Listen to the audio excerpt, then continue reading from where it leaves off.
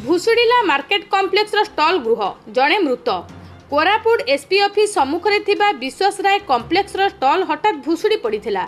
भुशुड़ी पड़ा देखि दुकान में ग्राहक और दोकानी पिला बाहर को बाहरी आसिथिबा बेले दुकान भितर दुकान मालिक पिलोकनाथ पात्र रही जाइथिले। संगे संगे अग्निशम विभाग और ओड्राफ टीम घटनास्थल में पहुंची उद्धार कार्य जारी रखिथिले। दुकान मालिक पिलोकनाथ पात्र को उद्धार करा जाई कोरापुट शहीद लक्ष्मण नायक मेडिकल को निया जाइथिला। डाक्तर तांको मृत घोषणा करथिले। दीर्घ 5 घंटा धरी उद्धार जारी रहिथिला।